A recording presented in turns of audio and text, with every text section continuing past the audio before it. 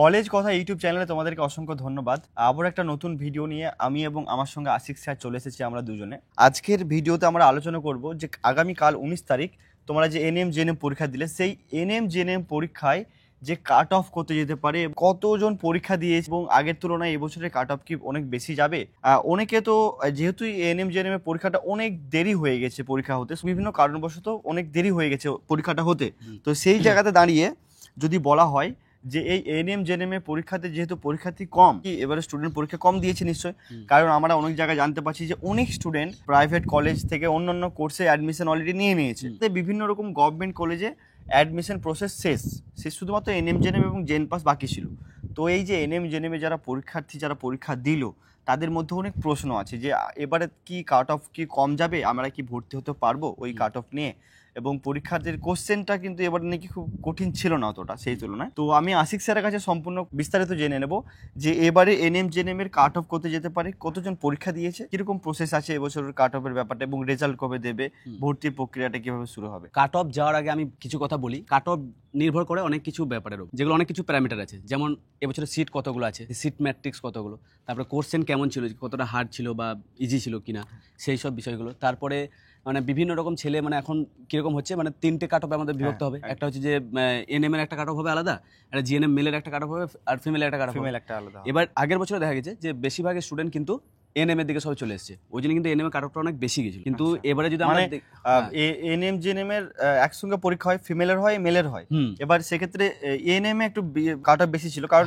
NM এর একটু সবাই ভর্তি হওয়ার বেশি হচ্ছিল, বেশি জন ভর্তি হচ্ছিল, এবং সেই সাথে এনএম এ তার জন্য কাট অফটা বেশি গেছিল, মানে এনএম এ একটু ফোকাসটা বেশি ছিল মানুষ ছেলেদের, তাই তো? হ্যাঁ, আমি প্রথমে আলোচনা করছি যে কালকে যে পরীক্ষাটা হলো এনএম জেএনএম এর, সেখানে কোশ্চেন কেমন ছিল। আমি তো আমাদের ইউটিউব চ্যানেলে ক্লাস করেছিলাম ফিজিক্যাল সায়েন্সটা পুরোটাই, তো সেখান থেকে আমি ফিজিক্যাল সায়েন্সের যদি কথা বলি, সেখানে কোশ্চেন কিন্তু খুব হার্ড ছিল না, বলা যেতে পারে যে ইজি টু মডারেট ছিল। যদি কোনো স্টুডেন্ট ভালো করে বায়োলজি কোশ্চেন তো অনেক সহজ ছিল। হ্যাঁ, বায়োলজি কোশ্চেন অনেক এবং আমাদের আশিক স্যার শামীম স্যার দুজনে মিলে অনেক কোশ্চেন করেছে, সেই কোশ্চেন থেকে অনেক কোশ্চেন, হ্যাঁ অনেক কোশ্চেন, হ্যাঁ একদম ডাইরেক্ট কমন এসেছে, ডাইরেক্ট 100% কমন এসেছে। আমরা কিন্তু খুব অনেক কোশ্চেন এসেছে, হ্যাঁ অনেক কোশ্চেন এসেছে, আমরা কিন্তু অল্প পরিমাণে কোশ্চেন করেছিলাম, মানে আমরা কিন্তু যেহেতু আমাদের হাতে সময় ছিল না এবং আমরা খুব দেরিতে শুরু করেছিলাম এই ব্যাচগুলো, তো সেই জন্য আমাদের কিন্তু হাতে সময় নেই। যতগুলো সময় পাওয়া গেছে যতটুকু, সেই সময়ের মধ্যে কিন্তু আমাদের যতগুলো পড়েছি ওর মধ্যে অনেক কোশ্চেন এসেছে, মানে কমের মধ্যেও যে কোশ্চেন এসেছে এটা হচ্ছে সবচেয়ে বড় ব্যাপার।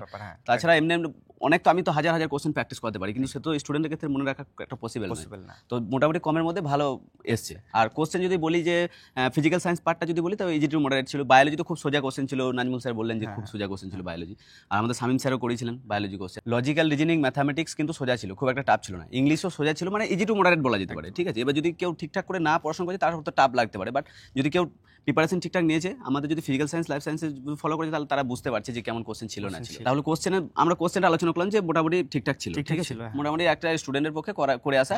আর একটা প্রশ্ন যেটা হচ্ছে, অনেক জন তো আগেরবারের তুলনায় কিন্তু ফর্ম ফিল আপ এবার একটু বেশি ছিল, কিন্তু ফর্ম ফিল আপ বেশি ছিল কিন্তু স্টুডেন্ট পরীক্ষার্থী কম ছিল, কারণ যেহেতু অনেকজন ভর্তি হয়ে গেছে বিভিন্ন কলেজে, বিভিন্ন প্রাইভেট জায়গাতে। 15,000-এর বেশি নাকি স্টুডেন্ট নাকি পরীক্ষা দিতে অ্যাবসেন্ট ছিল। তো সেক্ষেত্রে কি কাট অফের এফেক্টটা কিরকম হতে পারে? অবশ্যই দেখো, কাট অফে একটু আমি প্রথমেই বললাম যে 1 নম্বর হচ্ছে যে পরীক্ষার কোশ্চেন কেমন ছিল, সেটা তো আলোচনা করলাম যে কেমন কোশ্চেন ছিল। সেকেন্ড ব্যাপার হচ্ছে যে কত ছেলে পরীক্ষা দিচ্ছে, কত স্টুডেন্ট সেখানে অ্যাপিয়ার হচ্ছে সেই পরীক্ষায়। ক্ষেত্রে কিন্তু দেখা যাবে যে আমি যে একটা ভিডিও বানিয়েছিলাম আগে যে কিরকম কাট অফ যেতে পারে বা কতজন ফর্ম ফিল আপ করেছে, সেখানে জেন পাসের জন্য একটা বানানো ছিল, না এনএম জেএনএম এর জন্য বানানো ছিল। হ্যাঁ, তো সেখানে আমাদের একটা এসজিএম করেছিলাম যে 85,000 এর মতো সেখানে অ্যাপিয়ার বলতে ফর্ম ফিল আপ করেছিল স্টুডেন্ট। তারপরে যে স্টুডেন্টদের কাছ থেকে খবর পাচ্ছি যে নাকি অনেক স্টুডেন্ট অ্যাবসেন্ট ছিল, অনেক পরীক্ষার হল যেখানে ফাঁকা স্টুডেন্ট দেখা গেছে। তো সেখান থেকে 15 থেকে, যেটা নাজমুল স্যার বললেন যে 15 থেকে 20,000 স্টুডেন্ট মতো পরীক্ষা দিতে যায়নি, 60,000 এর মতো পরীক্ষা দিতে গিয়েছে।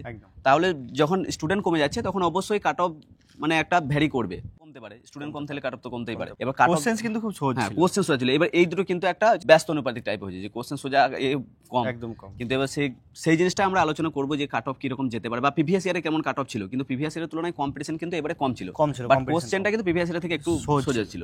এবার দুটোকে কম্পেয়ার করে আমরা মোটামুটি একটা অ্যানালিসিস করেছি। এছাড়া আমরা ইউটিউবের আমরা একটা পোল ক্রিয়েট করেছিলাম, সেই পোলেও অনেক স্টুডেন্ট আমাদেরকে জানিয়েছে, হোয়াটসঅ্যাপে মেসেজ করেছে, কল করেছে অনেকজন যে কেমন পরীক্ষা হয়েছে না হয়েছে। সেই সব অ্যানালিসিস করে আমরা মোটামুটি একটা প্রিভিয়াস ইয়ার কাট অফ কেমন গেছে সেরকম অ্যানালিসিস করে একটা কাট অফ আমরা আজকে বলবো যে এরকম টাইপের এলে, মানে একদম তো কাট অফ বলা যায় না, বাট আমরা একটা অ্যানালিসিস করে বোঝা যায় যে এরকম টাইপের কাট অফ যেতে পারে। হ্যাঁ, যেতে পারে। এবার 5 কম বেশি হতে পারে। এবার আমরা একটা কাট অফ বলবো, সেখান থেকে স্টুডেন্ট 5 প্লাস মাইনাস ধরে নেবে, একদম, তাহলে বেটার হবে ওটা। তো এই যে এনএম জেএনএম যারা পরীক্ষা দিল, ছেলেও দিয়েছে মেয়েও দিয়েছে, তো সেই ক্ষেত্রে মেয়েদের পরীক্ষার্থী এনএম জেএনএম গুলো তো একটু বেশি ছেলেদের তুলনায়, কারণ নার্সিং এর ব্যাপার আছে। তো মেয়েদের পরীক্ষার্থী কিন্তু বেশি এবং সিটও কিন্তু মেয়েদের বেশি, তাই তো? অবশ্যই হ্যাঁ, সিট মেয়েদের। এবার এই পরীক্ষার রেজাল্টটা কবে দেবে?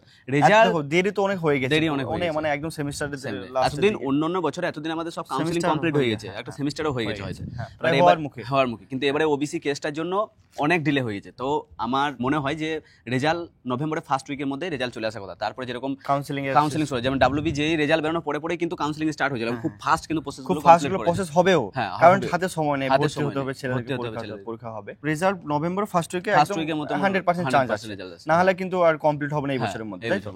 আর তারপরে প্রসেসিং হবে, মানে ছেলেদের কাউন্সিলিং হবে, তারপরে ক্লাস শুরু হয়ে যাবে। তো এবার ফাইনাল কথা যেটা হচ্ছে কাট অফ 5 বেশি কম হতে পারে, কিন্তু কাট অফ কত যেতে পারে? এনএম এবং জিএনএম মেল ফিমেল দুটো বলবে। হ্যাঁ, আমি প্রথমে এনএম এর কথা বলি, এই যেখানে শুধুমাত্র মেয়েরা অ্যাপিয়ার হয় এনএম এ। তো সেখানে যদি জেনারেলে কাট অফ দেখি, তো মোটামুটি আমার যেটা আইডিয়া বা যে অ্যানালিসিস করলাম আমরা, সেখান থেকে আমি বলতে পারি যে 70 প্লাস মাইনাস 5 হতে পারে, 70 প্লাস 5 হতে পারে, মাইনাস 5 হতে পারে। এনএম এর মেয়েদের, হ্যাঁ এনএম টা মেয়েদের, ফিমেল। আচ্ছা, জেনারেলে বললাম এটা। এবার আরেকটা কথা আশিক স্যারকে আমি জিজ্ঞেস করব, সেটা হচ্ছে যেমন বিভিন্ন চাকরি পরীক্ষায় জেনারেল আছে, ওবিসি আছে, এখানেও কি সেরকম আছে? হ্যাঁ, এরকম এখানেও সেরকম আছে, ওবিসি এ, ওবিসি বি, তারপরে পিডব্লিউ আছে। তাহলে ওবিসি এ, বি এবং জেনারেলের মধ্যে ডিফারেন্ট কত নাম্বার হতে পারে? মোটামুটি আমরা ধরতে পারি যে 5 নাম্বার ডিফারেন্স থাকতে পারে। যেমন জেনারেল আমি বললাম যে 70 যেতে পারে, তাহলে সেই ক্ষেত্রে যদি ওবিসি এ যদি দেখি, তাহলে ওবিসি এ মোটামুটি 65 এর মতো প্লাস মাইনাস 5 ধরে নিতে পারবো। মানে হয় 60 মাইনাস 5 5 হতে পারে, এই 65 মাইনাস 5 হতে পারে, নালে 65 প্লাস 5 হতে পারে। এটা ওবিসি এর ক্ষেত্রে মানে বলা যাচ্ছে যে 60 থেকে 70 এর মধ্যে যদি কেউ পেয়ে থাকে ওবিসি এ বি, তাহলে কিন্তু ওর চান্স একটা ভালো রকম আছে যে একটা সরকারি কথা বললি। এনএম জেএনএম কিন্তু যে কলেজগুলো আছে সেগুলো কিন্তু সবই সরকারি কলেজ, সরকারি গভর্নমেন্ট কলেজ। তাহলে এএনএম এ ওবিসি এ বি, ইডব্লিউএস এবং এসটিএসসি ওর ব্যাপার আছে কাট অফে, তাই তো? হ্যাঁ। তো ওদের কাট অফের জেনারেলের থেকে কিরকম ডিফারেন্ট হতে পারে OBC A B, ST SC? OBC A বির ক্ষেত্রে, মানে ওবিসি এ বির ক্ষেত্রে যদি বলি, তাহলে খুব একটা ওবিসি এ বির মধ্যে খুব একটা ডিফারেন্স থাকবে না, বাট জেনারেলের থেকে ওবিসি একটু কম থাকতে পারে, যেমন 5 মার্কসের কম থাকতে পারে, 5 মার্কস কম ডিফারেন্স থাকতে পারে। আমরা যেমনি বললাম যে জেনারেলে কাট অফ 70 যেতে পারে প্লাস মাইনাস 5, তাহলে সেক্ষেত্রে যদি আমরা ওবিসি এ দেখি, তাহলে ওই মোটামুটি 65 থেকে কিন্তু প্লাস মাইনাস 5, মানে 70 হতে পারে, নাহলে 60 হতে পারে, 65 হতে পারে, তাই তো? হ্যাঁ, মানে ওটা 5 মাস প্লাস, মানে ওবিসি এ বি, ওবিসি এর ক্ষেত্রে বললাম। এবার ওবিসি বি থেকে, মানে ওবিসি বি ওবিসি এর থেকে একটু বেশি যাবে, 1-2 নম্বরে, মানে একই বলা যেতে পারে, একই বলা যেতে পারে একরকম। হ্যাঁ, আর সেই সাথে যারা এসটি এসসি এবং ইডব্লিউএস তাদের কিরকম? এসসির কাট অফটাও ঠিক ওবিসির কাছাকাছি যাবে এবারে। হ্যাঁ, এবারে ওবিসি কাছাকাছি যেতে চলেছে এসসির কাট অফটায়, মোটামুটি হয়তো 5 নাম্বার কম হতে পারে বা 2-3 নাম্বার কম হতে পারে। না, আগেরবারে তুলনায় আগেরবারে কিরকম ছিল? আগেরবারে এসসির মোটামুটি 58 এর মতো ছিল, আই থিংক। মানে বেশি কাছে, বেশি দূরত্ব ছিল, 60 মতো ছিল, মানে কাছাকাছি ছিল, তাই তো? মানে 5 নাম্বার, মানে OBC A, SC, OBC B এগুলো কাট অফ মোটামুটি কাছাকাছি থাকে। 5 জেনারেল থেকে 5 থেকে 8 নাম্বার ডিফারেন্ট থাকে ওবিসি এ বি এবং এসটিএসসি। আর ইডব্লিউএস, ইডব্লিউএস এ আগেরবার কিন্তু কম কাট অফ গেছিল, এবারেও আশা করছি কম কাট অফ যাবে ইডব্লিউএস এর কাট অফ মোটামুটি ওই ধরা যেতে পারে 55 প্লাস মাইনাস 5, মানে 55 60 55-60 এর মধ্যে যারা ইডব্লিউএস আছে তারা হ্যাঁ নিশ্চিন্ত থাকতে পারো। আর পিডব্লিউ যারা ফিজিক্যাল হ্যান্ডিক্যাপ তাদের অনেক কম যাওয়ার পসিবল, অনেক কম, মানে 45 তে প্লাস মাইনাস 5, মানে 40 35 40 এসব বলতে পারি, তাই তো? আমরা যদি প্রথমে বলি যে জিএনএম এ ফিমেলের কাট অফ কত গিয়েছিল, তাহলে আগেরবারে কিন্তু কাট অফ বেশি যায়নি, কারণ হচ্ছে আগেরবারে হয়েছে যে জিএনএম থেকে অনেক স্টুডেন্ট কিন্তু এএনএম এ অ্যাপ্লাই করেছিল। আচ্ছা, জিএনএম থেকে এএনএম অ্যাপ্লাই করেছে, হ্যাঁ, এই প্রবণতাটা বেশি দেখা গেছে, সেই জন্য কিন্তু কাট অফ কমে গেছে।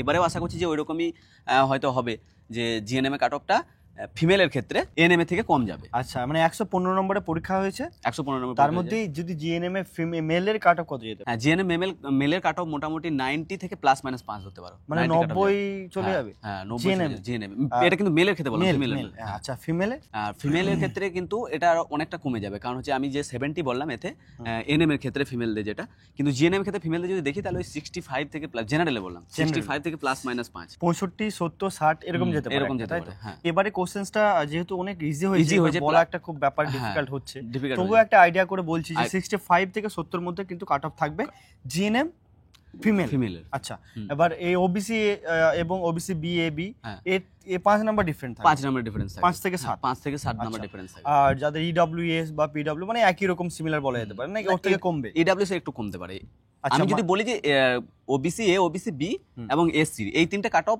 ওই আশেপাশেই থাকবে, খুব 1 থেকে 2 মার্কসের ডিফারেন্স থাকবে। আচ্ছা আচ্ছা আচ্ছা, আমরা কাট অফ ব্যাপারে জানলাম। এবার পরীক্ষার রেজাল্টটা কবে দেবে? রেজাল্টটা নভেম্বরের ফার্স্ট উইকে রেজাল্ট দিয়ে দেবে। অলরেডি অনেক লেট হয়ে গেছে। হ্যাঁ, এবার কিন্তু সরকার যত তাড়াতাড়ি চাইবে জিনিসটাকে প্রসেস করে অ্যাডমিশন করবে। যাদের ভালো র্যাঙ্ক থাকবে তারা অবভিয়াসলি ভালো কলেজে পাবে। এবার আমি বলি র্যাঙ্কের ক্ষেত্রে র্যাঙ্কটা ডিপেন্ড করে যে কিরকম স্কোর হচ্ছে তার উপর, ঠিক আছে? এবার র্যাঙ্ক অনুযায়ী কিন্তু যখন কাউন্সেলিং হবে তখন র্যাঙ্ক অনুযায়ী হবে। এবার সেই জন্য আমরা একটা আলাদা ভিডিও পরে বানিয়ে দেবো যে কত স্কোরের মধ্যে কত র্যাঙ্ক হতে পারে। মানে যদি কেউ 100-র মতো পায় বা কেউ যদি 50 পায়, যদি কেউ 60 পায়, তাহলে তার কত র্যাঙ্ক যেতে পারে, কত থেকে কত র্যাঙ্ক যেতে পারে। প্রথম থেকে নাম্বারগুলো কিন্তু অতটা ভেরি করে না। র্যাঙ্কগুলো মোটামুটি যদি কেউ 100-র মধ্যে থাকে তাহলে 1 থেকে 10-এর মধ্যে চলে আসতে পারে, কিন্তু লাস্টের দিকে যখন আসবে যারা 50, এখানে তো মানে এর পরে একটা আমরা ভিডিও বানাবো যেখানে র্যাঙ্কের ব্যাপারে বলবে এবং কোন র্যাঙ্ক অনুযায়ী কোন কোন কলেজ পাওয়া যেতে পারে, কোন কোন কলেজ পাওয়া যেতে পারে, ভালো ভালো কলেজে পাওয়া যেতে পারে। এটা আমরা এই সপ্তাহ বা 2-3 দিনের মধ্যে বানানোর চেষ্টা করছি, ঠিক আছে তোমাদের জন্য। তো আশা করি ভিডিওটা তোমাদের ভালো লেগেছে, এবং ভিডিওটা যদি ভালো লাগে আশিক স্যারের কাছে তোমরা অনেক কিছু শুনলে, আমিও কিছু কয়েকটা কথা যেগুলো জেনেছি আশিক স্যারের কাছে সেগুলো তোমাদের কাছে বলার চেষ্টা করলাম, এবং আশিক স্যার ভালো করে ক্লিয়ার করলো। এছাড়াও যদি কোনো রকম কোশ্চেন থাকতে পারে, মানে ভিডিওর মধ্যে সবকিছু কভার করা সম্ভব না, এছাড়াও যদি কোনো কোশ্চেন থাকতেই পারে তো সেই কোশ্চেনগুলো তোমরা কমেন্টে জানাও, এবং কমেন্টে রিপ্লাই কিন্তু আশিক স্যার এবং আমরা শামীম স্যার আছে, তিনজনে মিলে কিন্তু যত তাড়াতাড়ি পারবো তোমাদেরকে রিপ্লাই দেওয়ার চেষ্টা করব। আমাদের নিচে কিন্তু হোয়াটসঅ্যাপের গ্রুপ আছে একটা, সেই গ্রুপে আমরা প্রতিনিয়ত আপডেট দিতে থাকি। আমাদের কাছে যে অফিসিয়াল আপডেটগুলো কিছু কিছু আছে, ফ্রেন্ড এবং আমাদের অনেক টিচার আর কি এনএম জেএনএম এর বিভিন্ন কলেজে পড়াচ্ছে, কন্টিনিউ কিন্তু আমরা হোয়াটসঅ্যাপ গ্রুপে প্রোভাইড করে থাকি। তো তোমরা অবশ্যই আমাদের ডিসক্রিপশনে আমাদের হোয়াটসঅ্যাপ গ্রুপের লিঙ্ক আছে এবং টেলিগ্রাম চ্যানেলের লিঙ্ক আছে, তোমরা সেখানে জয়েন হয়ে যাও। এবং এছাড়াও যদি কোনো প্রশ্ন জেগে থাকে মনের মধ্যে থাকতে পারে, কারণ পরীক্ষা দিয়েছে অবভিয়াসলি একটা মনের ছাত্রদের প্রশ্ন থাকবে, তো প্রশ্নগুলো অবশ্যই তোমরা একটু কমেন্টে করে জানাও। এবং ভালো থাকবে। পরবর্তী ভিডিওতে আশিক স্যার আবার আমরা দুজনেই আসবো, এবং সেখানে র্যাঙ্ক অনুযায়ী কলেজ এবং র্যাঙ্কের ব্যাপারগুলো আমরা বিস্তারিত আলোচনা করবো। যারা এনএম জেএনএম কালকে পরীক্ষা দিয়ে এলে, এরকম হয়েছে যে অনেকের ভালো পরীক্ষা হয়েছে, কিন্তু এমন অনেক স্টুডেন্ট আছে যাদের কিন্তু পরীক্ষা অতটা ভালো হয়নি বা খারাপ হয়েছে। তাদের কিন্তু মন খারাপ করার কোনো প্রয়োজন নেই, কারণ তুমি একটা জিনিস মনে রাখবে যে যদি কোনো জিনিস প্রতি চেষ্টা করো তাহলে সেখানে তুমি দুটো জিনিস শিখো, মানে সেখানে কোনোদিন হার হয় না। হয় তুমি শিখবে সেখান থেকে কিছু, আর না হলে তুমি তোমার জায়গাটা করে নেবে। সেক্ষেত্রে বলবো যে যারা পরীক্ষা খারাপ হয়েছে ভাবছো বা একদম খারাপ হয়েছে, তারা মন ভাঙার কিছু কারণ নেই, কারণ হচ্ছে নেক্সট আবার পরীক্ষা হচ্ছে পরের বছর, তখন হয়তো তোমার জন্য হয়তো এনএম জেএনএমটা নেই, তোমার জন্য বেটার কিছু আছে। তো তুমি এইসব জিনিস নিয়ে কোনো চিন্তা করা, টেনশন নেওয়ার কোনো প্রয়োজন নেই। দেখো জীবনে পরীক্ষাটা কিন্তু মেইন জিনিস না, পরীক্ষা ভালো খারাপ হতে পারে, তুমি ভালো পড়াশোনা করেছো বাট তোমার পরীক্ষা হলে অনেক সময় কি হয় যে অনেক স্টুডেন্ট কিন্তু ভালো পড়াশোনা করে বাট এক্সাম হলে গিয়ে এমন কিছু ঘটনা ঘটে বা এমন কোনো প্যানিক হয়ে যায়, সেক্ষেত্রে কিন্তু এক্সামটা মানে তার কাছে ভালো হয় না। তারপরে এই নয় যে সেই স্টুডেন্টটা খারাপ, সেই স্টুডেন্ট অবশ্যই মেহনত করেছে। এবার যে সমস্ত বাবা মারা ভিডিওটা দেখছেন অবশ্যই তাদেরকে আমি একটা কথা বলে রাখছি, এবং আমি এবং আশিস স্যারের তরফ কলেজ কথা ইউটিউব চ্যানেলের পক্ষ থেকে বলে রাখছি, সেটা হচ্ছে দেখুন আপনার ছেলে মেয়ে পরীক্ষা দিয়েছে,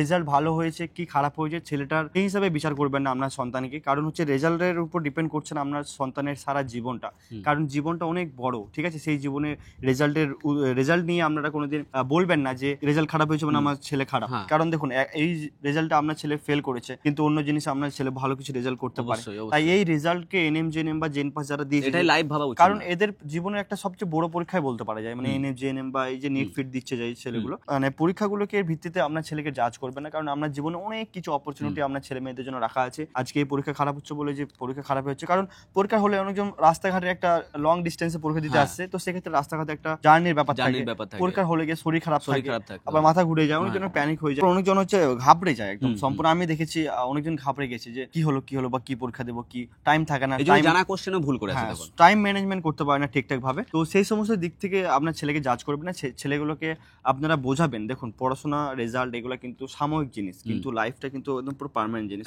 তো সেই সমস্ত জিনিসগুলো নিয়ে আপনার ছেলেকে বিচার করবেন না। ভালো থাকবেন, কমেন্টে কিন্তু অবশ্যই জানাবে, আর যদি কোনো কোশ্চেন থাকলে জানাও, আমরা সেটা যদি পসিবল হয় আমরা অ্যানসার দিয়ে দেবো, আর না যদি না পসিবল আমরা ভিডিও করে দেব। তোমরা কি রিলেটেড বা কি টপিকের ভিডিও চাইছো আমাদেরকে কিন্তু জানাবে কমেন্টে, আমরা সেই টপিকের ভিডিও নিয়ে আসার খুব দ্রুত চেষ্টা করব।